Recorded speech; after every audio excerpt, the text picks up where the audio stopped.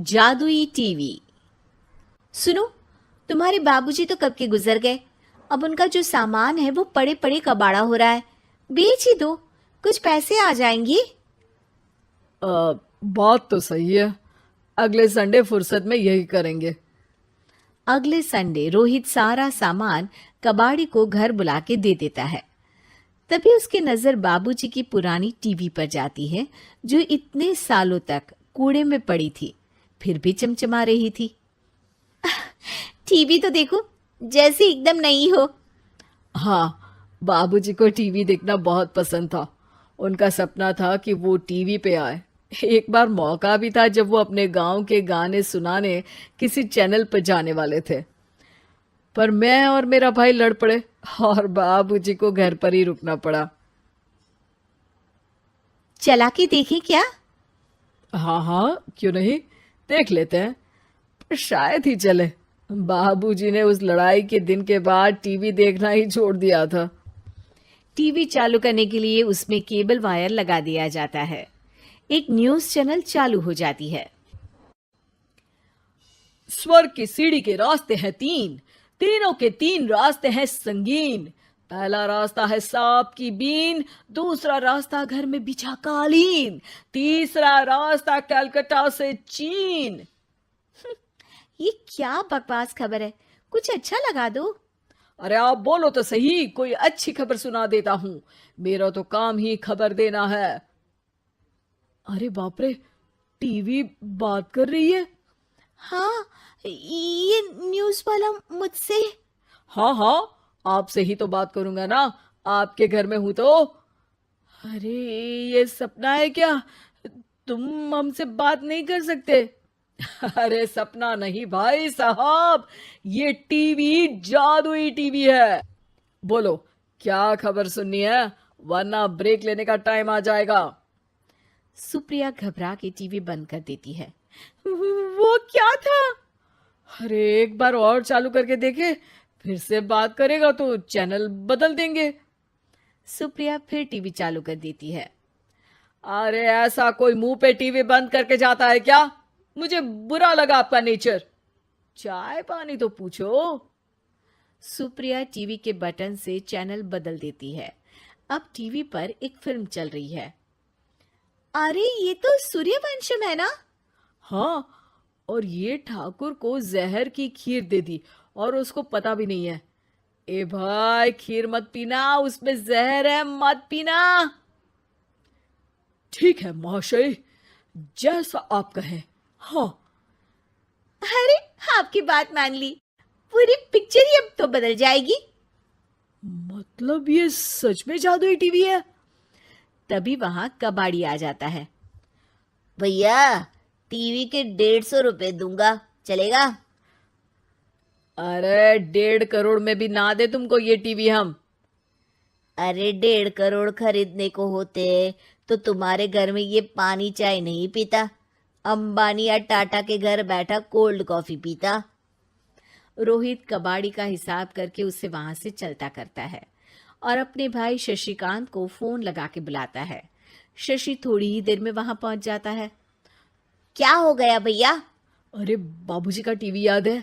हाँ हाँ, जिसमें घुसे रहते थे हमेशा वो, और अपने को कुछ नहीं देखने देते थे। अरे वो अब जादुई टीवी बन गया है। भैया, आपकी बकवास करने की आदत अब तक नहीं गई। अरे आपके घर में बच्चे हैं, अब तो बड़ों जैसी बात करो। रोहित जाके टीवी चालू कर देता है। टीवी पर एक जादू का शो हो रहा है जिसमें एक जादूगर है। अब मैं अपनी टोपी में से कबूतर निकालूंगा। श्रिंग ब्रिंग शरिंग बम फोपा फुफी फुफा बाउ। टीवी से कबूतर निकलता है और शशिकांत के सर पर आकर बैठ जाता है। भैया, ये क्या हो रहा है? भैया इसे उड़ाओ। ए कबूतर, जा जा, कबूतर चल निकल। अब मैं टोपी में से सांप। सांप सुनते ही शशिकांत कांप जाता है और भाग के टीवी बंद कर देता है। भैया, सॉरी भैया, मैं समझ गया ये सच में जादुई टीवी है, पर एक बार और ट्राई करते हैं। पर भाभी, कोई दूसरा चैनल लगाओ। हाँ, जिसमें डर ना लगे। सुप्रिया टीवी चला देती है और न्यूज लगा देती है। अरे कितने दिनों बाद मुझे याद आया, बताइए क्या खबर सुनाओ। और ये नया आदमी कौन है? ये मेरा भाई है शशिकांत।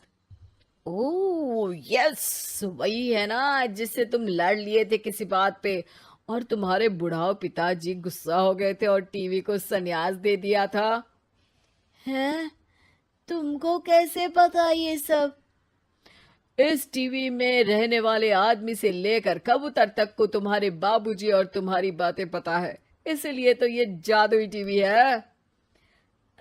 ये टीवी क्या कर सकती है वैसे? तुम जो मांगो दे सकती है। कहानी बदल सकते हो, खबर बदल सकते हो, कोई चीज मांग सकते हो।